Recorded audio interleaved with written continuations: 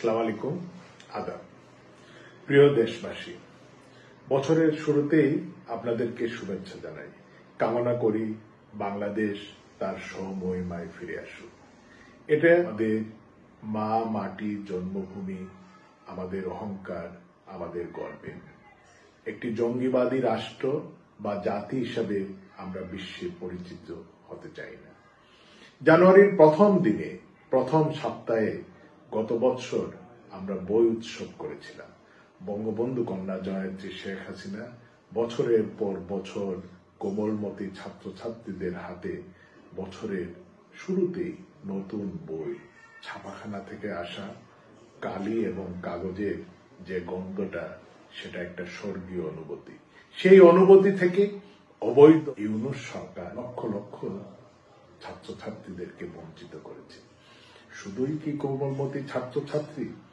এদেশের সকল মানুষের আশা আকাঙ্ক্ষার বিপরীতে তারা অবস্থান নিয়েছে। আওয়ামী লীগকে ছোট করার জন্য বাঙালি জাতির সর্বকালের সর্বশ্রেষ্ঠ যে অহংকার, যে ইতিহাস, মুক্তিযুদ্ধকে, মুক্তিযুদ্ধের চেতনাকে বারে বারেই পর্যদস্ত করে যাচ্ছে। 14ই ডিসেম্বর, 16ই ডিসেম্বর এই দেশের যে আবেগ অনুভূতি নিয়ে পালন হয়, এইবার সেটা হয়নি। জুতা পায়ে স্মৃতিসৌধে এই অবৈধ প্রধান উপদেষ্টা সে গিয়েছিল। এর থেকেই প্রমাণ হয় এদেশের মুক্তিযুদ্ধ এবং মুক্তিযুদ্ধের চেতনার প্রতি তার সামান্যতম কোনো আবেগ বা অনুভূতি নেই। আজকে এই বাংলাদেশ যে জায়গায় বঙ্গবন্ধু কন্যা জয়ন্তী শেখ হাসিনা নিয়ে এসেছিলেন, দীর্ঘ 15 বছর আমরা সরকারে ছিলাম। শেখ হাসিনার নেতৃত্বে মানুষের যে পরিবর্তন আমরা দেখতে পেয়েছিলাম, সামাজিক অর্থনৈতিক ক্ষেত্রে আমাদের জিডিপি থেকে শুরু করে প্রত্যেকটি জায়গায় আমরা এগিয়ে গিয়েছিলাম। আমাদের তরুণদের জন্য নেত্রী কর্মসংস্থানের ব্যবস্থা করেছিলেন, উচ্চশিক্ষার ব্যবস্থা করেছিলেন। আমরা আইটি পার্কের কথা জানি। আমরা পারমাণবিক বিদ্যুৎ যুগে গিয়েছিলাম, মহাশূন্যে স্যাটেলাইট উৎক্ষেপণ করেছিলাম। সামরিক শক্তিতেও আমরা বিশ্বে 32তম স্থানে আমাদের অবস্থান নিশ্চিত করেছিলাম। এভাবে প্রত্যেকটি ক্ষেত্রেই যখন বাংলাদেশ এগিয়ে যাচ্ছিল, দেশি বিদেশি বিভিন্ন চক্রান্তের কারণে আজকে আমাদেরকে ক্ষমতার বাইরে যেতে হলো। আজকে যে বাংলাদেশ 5ই আগস্টের আগে ছিল, আর আজকের বাংলাদেশ কোথায়, সেটা আমি এদেশের সকল মানুষকে একবার চোখ বুজে কল্পনা করার জন্য অনুরোধ করি।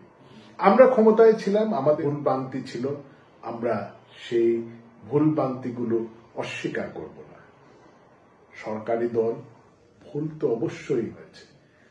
যে সমস্ত নির্দিষ্ট অভিযোগ বা ভুলগুলো থাকবে, দেশের মানুষের কাছে, জাতির কাছে আমরা এই ভুলের জন্য ক্ষমা প্রার্থনা করতে আমরা কোনো দ্বিধাবোধ করব না। যে কোটা আন্দোলনের মধ্যে সরকারকে ক্ষমতা থেকে সরিয়ে দেওয়ার যে চক্রান্তটা সফল হলো, সেই কোটার বিষয়ে আমরা তো চেয়েছিলাম যে কোটা নয়, মেধার ভিত্তিতেই ছাত্ররা বা চাকরিতে তারা অবস্থান করবে। কিন্তু আজকে আমরা কোন বাংলাদেশে এসেছি? শুধুমাত্র ধর্মের কারণে, শুধুমাত্র রাজনৈতিক মতাদর্শের কারণে আজকে চাকরি থেকে সর্বোচ্চ পর্যায়ে তারা যখন তাদের সকল কিছু শেষ করেছে, সেই মুহূর্তে তাদেরকে বাইরে বের করে দেওয়া হয়েছে। আজকে বাংলাদেশকে একটি সন্ত্রাসের, জঙ্গিবাদের, মৌলবাদের দেশে পরিণত করা হয়েছে। আগস্টের আগে থেকেই কোটা আন্দোলনের নামে ছাত্রছাত্রীদের আন্দোলন যাতে বেগবান হয়, স্নাইপার রাইফেল দিয়ে হত্যা করে লাশ তারা চেয়েছিল, আন্দোলন যাতে শক্তিশালী হয়। হাজার হাজার ছাত্রছাত্রী সেই আন্দোলনে এসেছিল, তাদের মধ্য থেকে শত শত আন্দোলনকারী ছাত্রছাত্রীদেরকে তারা পরিকল্পিতভাবে হত্যা করেছে। আমরা প্রতিটি প্রাণের মূল্য বুঝি। আমরা জানি একটা পরিবারের কাছে একটি সন্তান, তার অবস্থানটি কোন জায়গায়। আমরা হয়তো সেই প্রাণগুলো রক্ষা করার ব্যাপারে কার্যকরী ভূমিকা পালন করতে পারিনি। আততায়ীর ঠিকই তাদের শিকারগুলো করেছে। তারা কি শুধুমাত্র এই ছাত্রছাত্রীদেরকেই হত্যা করেছে?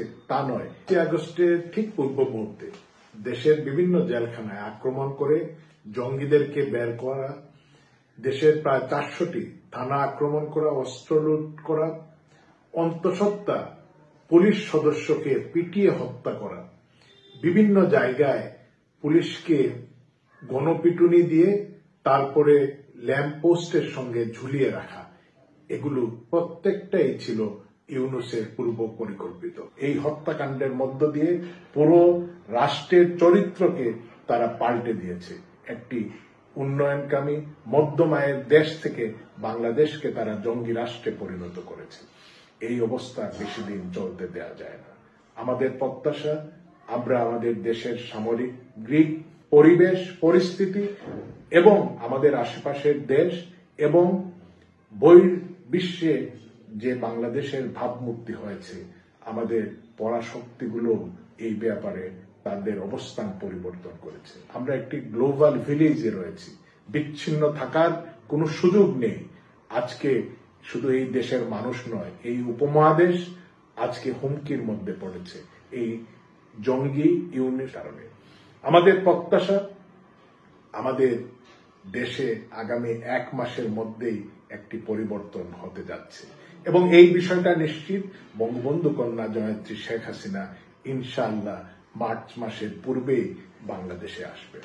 আমি আমাদের নেতাকর্মীদের উদ্দেশ্যে বলি, আপনাদের উপরে অনেক নির্যাতন হয়েছে, অনেককে হত্যা করা হয়েছে, অনেককে বিকলাঙ্গ করে দেওয়া হয়েছে, অনেকের বাসাবাড়িতে আক্রমণ করা হয়েছে। আমাদের লক্ষ লক্ষ নেতাকর্মীদেরকে আমরা সহযোগিতা করতে পারিনি, তাদের বিপদের সময় তাদের পাশে দাঁড়াতে পারিনি, তাদেরকে সমর্মিতা অনেক ক্ষেত্রে আমরা জানাতে পারিনি। এটা আমাদের জন্য অত্যন্ত দুঃখের, লজ্জার, কষ্টের। আমরা ক্ষমা চাই। দেশবাসী, আপনাদের কাছে অনুরোধ, আপনারা তো সবকিছুই দেখেছেন, 5ই আগস্টের আগের বাংলাদেশ আর তার পরের বাংলাদেশ।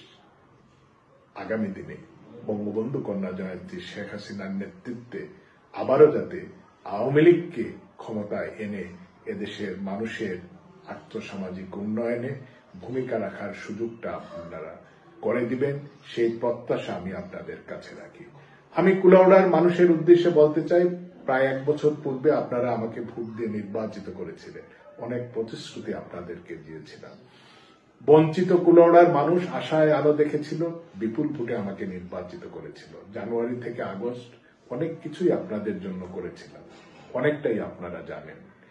ইনশাআল্লাহ আগামী দিনে হয়তো আমরা সেই কাজগুলো করার সুযোগ পাব, আপনারা সেই সুযোগটা ইনশাআল্লাহ আমাকে দিবেন।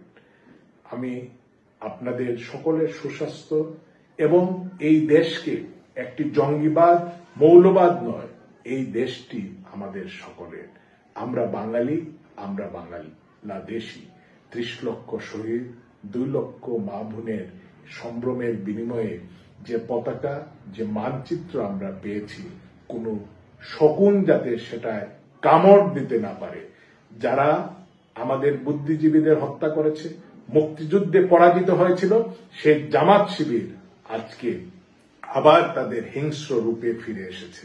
এদেরকে প্রতিহত করতে হবে এবং এই প্রতিহত করার ক্ষেত্রে আমি আমাদের তরুণ, ছাত্র, যুবক সকলকে এগিয়ে আসার আহ্বান জানাই।